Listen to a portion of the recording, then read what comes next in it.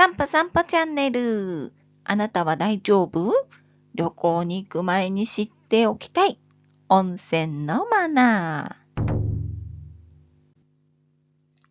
旅の恥はかき捨てなんてことを昔から言いますが、そんなことはありません。実際に私が目撃したマナー違反についてご紹介したいと思います。中には、それってマナー違反だったの？というものもあるかもしれません。温泉の知っているようで知らないマナーやちょっとした注意事項、そして知っていると旅館でちょっと得するかもしれないヒントなどをご紹介したいと思います。それでは一緒に確認してみましょう。まず、お部屋での準備についてお話しします。通常、バスタオルや手ぬぐいがお部屋に置いてあります。これにご自分の着替えの下着や髪の長い方は髪留めを持っていきましょう。髪留めを忘れちゃってお部屋のアメニティにも髪留めがない場合は大浴場に置いてある場合が多いです。もし大浴場にもない場合はフロントの方に聞いてみてください。大概は無料でいただけます。手ぬぐいや下着などを入れるカゴがお部屋に置いてあることがありますが、カゴのご準備がない宿の方が多いと思いますので、お風呂に行くとき用にビニールのバッグなどをお持ちになると良いかと思います。お部屋で浴衣に着替えてから行かれるのもいいですね。身につけているアクセサリー類はお部屋に置いていくことをお勧めします。貴重品と合わせてお部屋の金庫に入れておくのもいいでしょう。どうしてかというと、温泉の泉質によってはアクセサリーが変色しちゃうなんてこともあったりするので、それにお風呂に持って行って盗まれてしまうと、せっかくのご旅行も台無しですよね。アクセサリーや貴重品などはお部屋に置いておきましょう。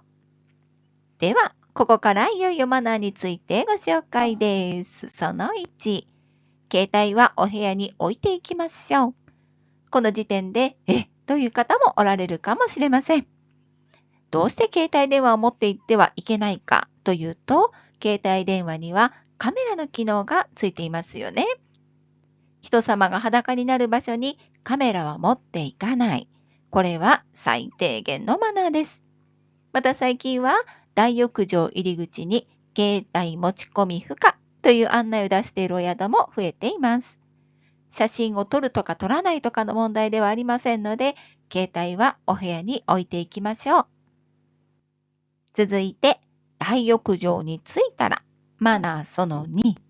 大浴場の脱衣所はこんな感じに棚があって、カゴが並んでいて、ご自分の荷物をこのカゴに入れておくというスタイルが多いですが、この写真に違和感はありませんか？そう、このあたり。散らかってますよね。荷物はカゴからはみ出ないように整えましょう。カゴの上にご自分のバスタオルをかけるのもいいですが、何度もお風呂に入るとバスタオルが湿ってしまい、かけるのをためらわれるという場合があります。無理にバスタオルはかけなくてもいいと思いますので、まずは荷物がカゴの中に収まるように注意しましょう。マナーその3。髪の長い方は肩にかからない位置で髪をアップにしましょう。これはお子さんも同じです。以前髪の長いお子さんが髪の毛を湯船に入れてゆらゆらさせちゃってるのを見たことがありますが、子供だから髪の毛をアップにしなくてもいいということはありません。保護者の責任でちゃんと髪の毛をアップにしてあげてください。では、お洋服を脱いでお風呂に入ったらマナーその4。まずはシャワーで体を洗いましょう。かけ湯をされたい方はその後でされるといいと思います。また、シャワーを使うとき、上から当てればいいんですが、こんな感じに横からシャワーを当ててしまうと、隣の人や後ろを歩いている人などにお湯がかかってしまうことがあります。シャワーの使い方も配慮いただきたいポイントです。そしてマナーその5。タオルで前を隠しましょう。全裸でドスドス歩いている方をよく見かけますが、美しい姿ではないですよね。また、湯船に先客がいたところに入るとき、湯船に入っている方からだと見上げる形になりますので、タオルで隠していないと大事な部分が丸見えなんですよ。あんまり他人のそういう場所は見たくないですので、マナープラスレディーのたしなみとして前は隠していただきたいと思います。もちろんですが、タオルは湯船に入れないよう注意しましょう。マナーその6。湯桶ですが、使い終わったら伏せておきましょう。お湯が入ったまま放置されている湯桶をよく見かけますが、次に使う方がいらっしゃることを忘れずに、こんな感じに椅子に立てかけておいてもいいかなと思います。マナーその7。これはわかりますよね。どんなに湯船が大きくともプールではないので泳いではいけません。マナーその8。体や髪の毛を洗う場所で歯磨きをされている方、たまに見かけますが、これは NG ですね。ひどい方は湯船に入ったまま歯を磨いているのを見かけたことがありますが、ご自宅ではないので、歯磨きは洗面所で行ってください。マナーその9。旅行にはシャンプーや化粧水などのサンプルを持っていく方もいらっしゃると思いますが、使い終わったら必ずゴミ箱に捨てましょう。マナーその10。湯船にお湯が注がれる湯口がある宿も多いですが、ここに肩を入れて、打たせ湯のように使う方がいらっしゃいます。打たせ湯って何かというと、こういうやつですね。まず、湯口は打たせ湯ではないということをご承知おきください。そして湯口を打たせ湯として使うと何がいけないかっていうと、せっかくきれいなお湯が湯船に入ろうとしているのに、極端に言うと誰かの肩を通った汚れたお湯が湯船に注がれることになってしまいます。これ、周りから見ると、あの人何やってんのという非常に不快感があります。なので、湯口は打たせ湯としては使わない、打たせ湯ではないということをしっかりとご認識ください。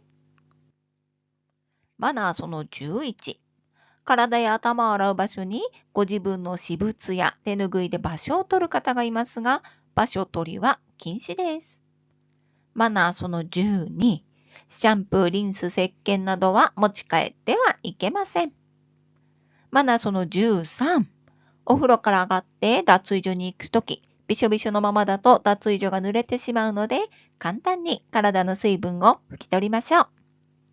そしてマナーというか、ちょっと気になるので触れさせていただきたい問題があります。こんな感じに男の子が女湯に、女の子が男湯に入るケースです。自分とは違う性のお子さんとお風呂に入るという方もおられると思います。これはネットなどでも物議を醸していることがありますが、何歳までならいいのかというと、結論を先に言えば、国が認めているのは6歳ぐらいまでです。令和2年12月10日、厚生労働省から都道府県知事などに、おおむね7歳以上の男女を混浴させないことと通知が出されたそうです。ただこれはあくまで技術的助言だそうで、判断は各自治体に任されているんだそうで、NHK のサイトにはこのような感じで紹介されていました。旅行先で異性のお子さんを大浴場に連れて行く場合は、旅行先のルールをよく確認しておきましょう。宿泊先によっては、大浴場の入り口に年齢制限が記載されていることもありますので、事前に泊まる予定の宿に問い合わせてみるのもいいですね。ただ、年齢制限はクリアされていても、お子さんの成長具合とかもあると思うので、皆さんいろんなご事情があるので難しい問題だと思いますが、みんなが気持ちよく利用できるようご配慮いただけるといいかなと思います。そしてお風呂の後、マナー14。ドライヤーで髪を乾かすと、どうしても洗面台や足元に髪の毛が落ちたりしますよね。そんな時はそのまま放置せず、ちり紙でささっと掃除して帰りましょう。ちり紙は大抵の宿では脱衣所に置いてあります。余談ですが、脱衣所にある化粧水類は持って帰ってはいけません。そしてお帰りは、マナーというほどではないんですが、カゴを裏っ返しにされると忘れ物防止にもなっていいかと思います。カゴを裏っ返してねという張り紙をしている宿も最近は増えてきました。そしてスリッパなどは自分が履いてきたもので帰りましょう。最近はスリッパに自分なりの目印がつけられるようにしている宿も増えてきたように思います。人が履いてきたものを使わないよう配慮しましょう。温泉のマナーを14個ほどご紹介してみましたが、いかがでしたでしょうか？ポイントは、リラックスしながらも周囲への配慮を忘れずにということだと思います。マナーを守ってこれからも温泉旅行を楽しみましょう。最後までご視聴いただきありがとうございました。